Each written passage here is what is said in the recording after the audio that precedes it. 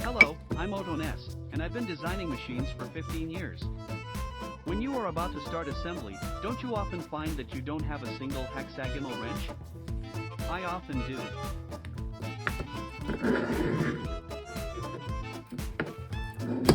Oh, gosh, it's like this. One of them doesn't come out.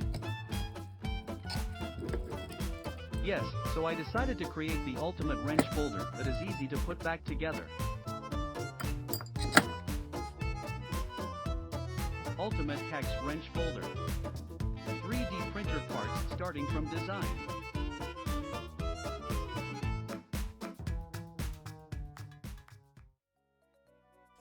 First, I begin with the design. This is how I draw my dubious sketch. However, I did not leave enough sketches for you to see. This is the fate of the video that I take later. I had a lot of ideas in my head before I started the sketch, so I am just putting the ideas together. I am having trouble stopping the magnets and comparing them, and I decided to stop being so elaborate and use tape or glue to stop them in the holes. I'm abbreviating various explanations, then I go on to explain the CAD. The scale of this design is such that the overall file structure has been decided first. It looks something like this. Solidworks is easier to create if you decide in advance due to the functionality of the system. This is because it is not possible to change whether a file is an assembly or a part after it has been created. Therefore, I consider the file structure at the stage of writing the sketch.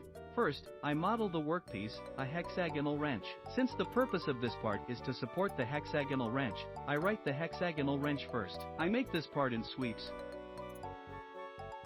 I make that in the design table because it is tedious to make each size one by one.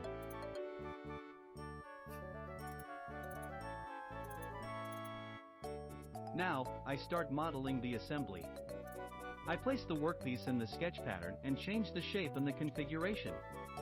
I draw a markup of what kind of case I want to make at this stage. Sometimes I think about it when I draw a sketch, but with parts of this size, I often think about it while drawing in markup.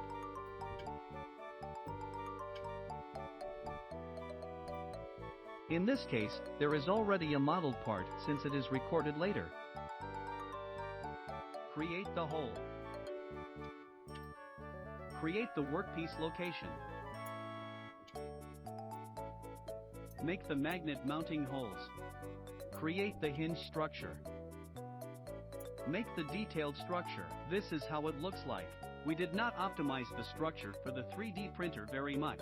This is what it looks like as an assembly. This is what it looks like as a single part. The configuration function of the parts is used to reproduce the situation in which the lid is open. The lid and case are separate bodies, so the multi-body feature can be used. When printing, the lid and case can be handled separately. Now, printing. Yes, printing is complete.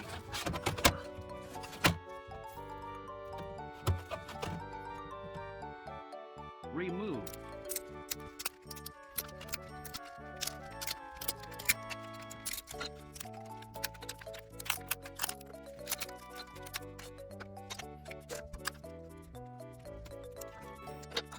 To remove the white cloudiness from the surface, the printed parts are fanned with a lighter.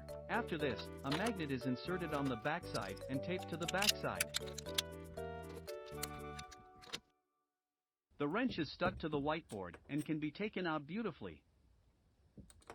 Done. Now I won't lose the hexagonal wrench anymore. I have come up with some points I would like to improve, but, however, I think I will use it for a while once in this state. If you like the improved version, please like and subscribe.